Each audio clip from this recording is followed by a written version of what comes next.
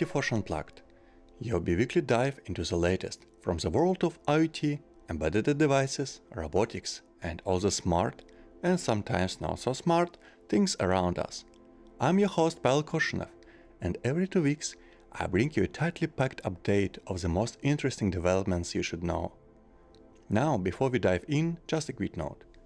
You might notice we skipped the April 1st episode, and here's why. I value your time. If there is a week where I don't see meaningful updates worth 10 minutes of your attention, I'd rather hit pause than feel the air. If this were an AI podcast, sure, we could put out an episode every day with how fast things are moving. But in the IoT and embedded space, the pace is different. There are rules, and I respect that. But hey, this is a community project, so if you spot something exciting, have feedback, or want to keep the conversation going, don't hesitate to reach out. Your input helps shape the show. Today is April 15th, and this is our 7th episode of 2025. Here's what I've got for you today. NVIDIA ambitious project GR00T. How Goliath is making it easy to connect Bluetooth devices to the cloud. A fresh Home Assistant update you might want to check out. New Huckster I/O contests worth submitting your project to.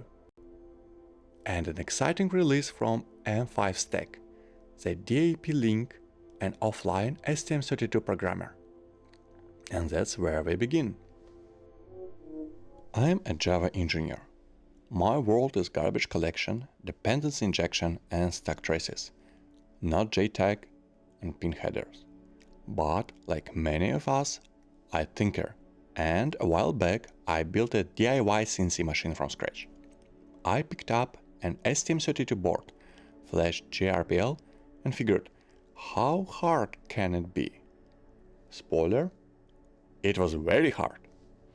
First, Windows would not recognize the board. Then STM32Cube programmer would not connect. My cheap ST-Link clone worked sometimes depending on the moon phase it's in. I spent more time debugging the flashing process than actually tuning my CNC. I eventually got it worked, and since then I've moved on to a more mature CNC controller, but I've never forgot the pain. These days, I have a M5 Stack Core 2 development kit on my bench and a couple STM32 boards lying around. And while I'm not flashing JRBL anymore, I know that sooner or later I will need to program one of these chips again. But next time I'll be ready, because now there is M5 DAP Link. This tiny, self-contained STM32 programmer from M5 Stack is like a sign of relief in hardware form. It's got a screen, it reads firmware from an SD card. It lets you flash chips without a PC. No drivers, no EDS, no nonsense. You literally press a button, pick a file, and it gets to work. Just imagine the peace of mind that brings if you're in field development, or helping a friend fix their robot, or like me, just trying to avoid another night of swearing at USB errors. It's built on open standards, it's hackable, and it's ready out of the box. If you're an occasional embedded developer or a full-time engineer who just wants embedded workflows to be less painful, this is the kind of tool that earns its place in your kit, even if you only need it once in a while. Check the full post from M5 Stack to see how the M5 DAP Link is quietly revolutionized STM32 workflows, one painless flash at a time. Let's continue with something big from the NVIDIA GTC event, Project GR00T. If you've ever felt that robotics is stuck in fragmented hardware-specific silos, you are not wrong. Most robotic systems today require deep custom code reading for each exact task and platform. It's slow, it's messy, and definitely not scalable. That is where GR00T comes in. NVIDIA is building a foundational AI model for robots. Think of it as the GPT for humanoids. One core model trained on a mountain of diverse data that can be adapted to control different robots and perform a wide range of tasks. It's called embodied AI, and it's about teaching robots to understand and interact with the physical world in a more general, reusable way. They're using synthetic data, reinforcement learning, and simulation environment to train these bots. Not just to walk or pick things up, but to learn and adapt. What's exciting is the potential shift from hand-coded, task-specific bots to AI-powered systems that can generalize across jobs and platforms. Like installing a new app, just smarter and with the legs. NVIDIA is also teaming up with hardware makers to test this in the real world. It's still early days, but if it works, this could mean faster dev cycles, shared tooling, and way more accessible robotics. Definitely something to watch. You can dig into their white paper if you want all the gritty details. You can find a link in the description. Now let's talk about something close to home. Goliath has just rolled out Bluetooth to cloud connectivity. For those unfamiliar, Goliath is a cloud platform designed to simplify IoT development, and Zephyr, it's an open-source real-time operating system for embedded devices. I've had the pleasure to attend the Zephyr OS workshop and found it very helping developers get their devices connected seamlessly. Traditionally, Bluetooth devices lack direct internet connectivity, necessitating custom gateways to bridge them to the cloud, a process that's both time-consuming and complex. Goliath's new feature streamlines this by allowing Bluetooth devices to securely communicate with the cloud via gateway, utilizing their existing infrastructure for data routing, fleet management, and over-the-air updates. This advancement is currently in a private access program, aiming to gather feedback and refine the offering. It's particularly beneficial for developers working on medical devices, asset tracking, or industrial monitoring, where Bluetooth low power consumption is advantageous.